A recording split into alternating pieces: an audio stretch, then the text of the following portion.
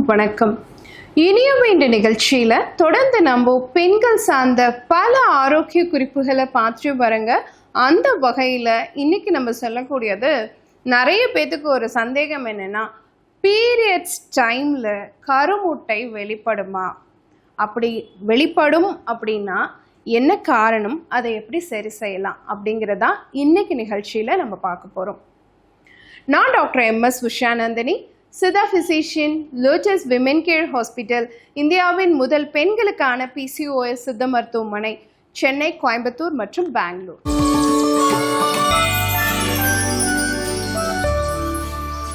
PCOSல food and life style மேனேஜ்மெண்ட்ல இன்னைக்கு நம்ம சொல்லக்கூடிய ஒரு முக்கியமான குறிப்பு என்னன்னு பார்த்தீங்கன்னா, PCOS இருந்தாலும் சரி, சினைப்பை நீர்க்கட்டின்னு சொல்லக்கூடிய PMOSல சார்ந்த மற்ற பிரச்சனைகள் இருந்தாலும் சரி, கண்டிப்பாக இந்த குழந்தை பாக்கியம்ங்கிறது தள்ளி போயிட்டே இருக்கு இல்லையா, அதுக்கு சரியாக கருமுட்டை வளராதது முக்கியமான ஒரு காரணமாக சொல்லப்படுது. இப்போ ப்ராப்பராக ஓவியுலேஷன் நடக்கலை. இப்போ PCODயில் நல்ல ஓவியுலேஷன் நடக்கணும் அப்படின்னு வச்சுக்கோங்களேன். இதுக்காக நம்ம முன்னோர்கள் ஏதாவது ஒரு விஷயத்த பண்ணியிருக்காங்கன்னா கண்டிப்பாக பண்ணியிருக்காங்க. சாமை அரிசி சாதம் இருக்கு இல்லைங்களா, அந்த சாமை அரிசியை ஒரு ஆவி பாத்திரத்தில், இட்லி பாத்திரத்தில் வச்சு, அந்த இட்லி பாத்திரத்தில் துணியை போட்டு அதுக்கு மேலே அரச இலை இருக்கு இல்லைங்களா, அதை பரப்பிட்டு அதில் ஊற வச்ச அந்த சாமை அரிசியை போட்டு குக் பண்ணி அந்த இலையோடு இருக்கக்கூடிய அந்த சாதத்தை எடுத்து அதுக்கப்புறம் சாப்பிட்ருக்காங்க. இதையே நம்ம இன்னைக்கு என்ன செய்யலாம்னா, மாவு மாதிரி ஆட்டி கூட அந்த அரச இலையை வச்சு அது மேலே இட்லி விட்டு எடுத்துக்கலாம்.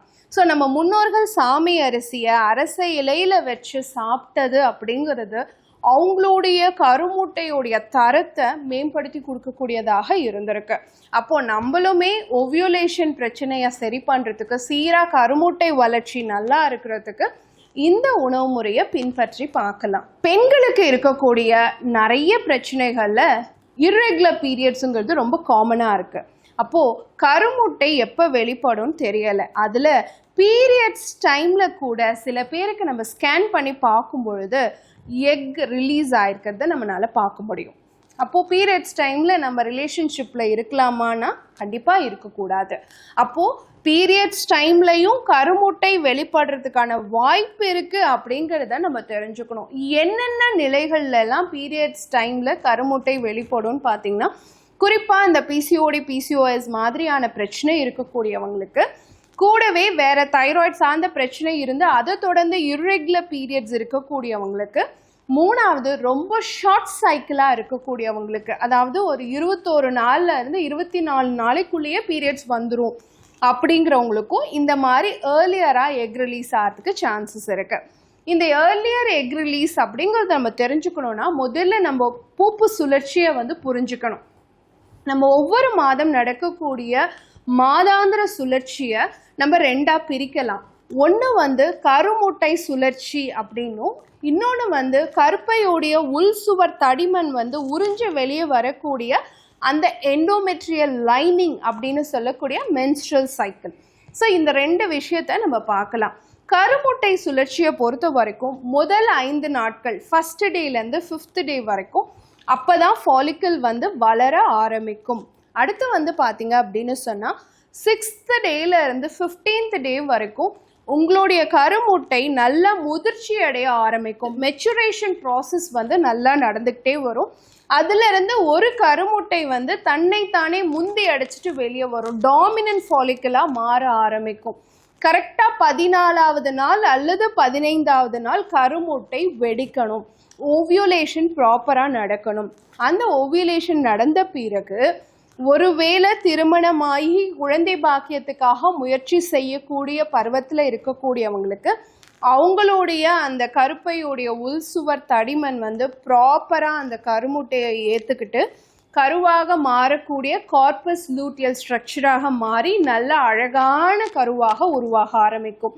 ஒருவேளை நம்ம குழந்தை பாக்கியத்துக்காக முயற்சி செய்யலை, திருமணம் ஆகாதவங்க அப்படிங்கும் பொழுது அந்த எக்ஸசிவாக எக் ரப்சர் ஆன பிறகு இந்த ரெமினன்ஸ் தன்னைத்தானே ஷ்ரிங்க் பண்ணிட்டு போயிட்டு 28வது நாள் பீரியட்ஸாக வெளிப்படும். இதுதான் கருமுட்டை சுழற்சி அப்படின்னு சொல்கிறோம், எக் சைக்கிள் அப்படின்னு சொல்கிறோம். இதே எண்டோமெட்ரியல் சைக்கிளை வந்து நம்ம ரெண்டாக பிரிக்கலாம். முதல் 15 நாட்கள் வந்து பார்த்தீங்க அப்படின்னு சொன்னால் ப்ரோலிஃபரேட்டிவ் ஃபேஸ் அப்படின்னு சொல்கிறோம். அந்த கருப்பையோடைய உள்சுவர் தடிமன் மொத்தம் 3 லேயர்னால ஆனது. முதல் லேயர்லேருந்து மீதி 2 லேயரும் உருவாகிறத தான் நம்ம ப்ரோலிஃபரேட்டிவ் ஃபேஸ் அப்படின்னு சொல்கிறோம். படிப்படியாக இது உருவாகிக்கிட்டே வரும்.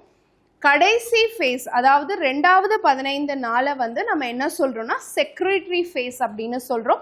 இதுலேருந்து சுரக்கக்கூடிய சில விஷயங்கள், குறிப்பாக ப்ரொஜெஸ்ட்ரான் மாதிரியான ஹார்மோன்கள் கருமுட்டையை தனக்குள்ளே பொதிச்சு வச்சுக்கிறதுக்கு, தன்னுடைய பெட்டில் அது உட்காத்தி வச்சுக்கிறதுக்கு தயாராகக்கூடிய ஒரு நிலையை உருவாக்கி கொடுக்கக்கூடியதாக இருக்கும். அப்போ இந்த 2 சைக்கிளும் ஒருத்தருக்கு சரிவர சீராக ஒரே பாதையாக போயிட்டு இருந்தால் மட்டும்தான் நம்ம சொல்கிற மாதிரி 14-15 நாட்களில் கருமுட்டை வெளிப்படும்.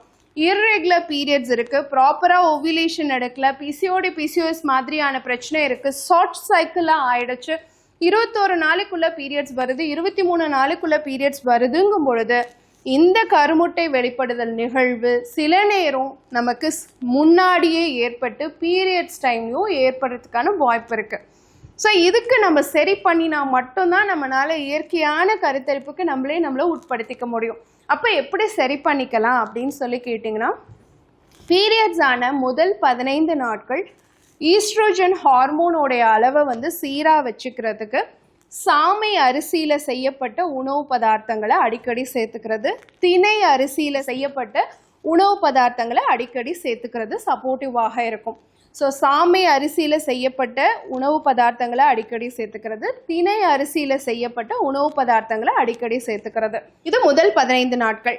2வது 15 நாட்கள் பார்த்தீங்கன்னா குதிரைவாலியில் செய்யப்பட்ட உணவுகளை அடிக்கடி சேர்த்துக்கிறது. இதுவும் ஒரு சிறுதானிய அரிசி தான். குதிரைவாலி அப்படின்னு சொல்லக்கூடிய அரிசியில் அடிக்கடி செய்யப்பட்ட உணவு பதார்த்தங்களை சேர்த்துக்கிட்டே வரணும். ராகியை அடிக்கடி சேர்த்துக்கிட்டே வரணும் 2வது 15 நாட்கள்.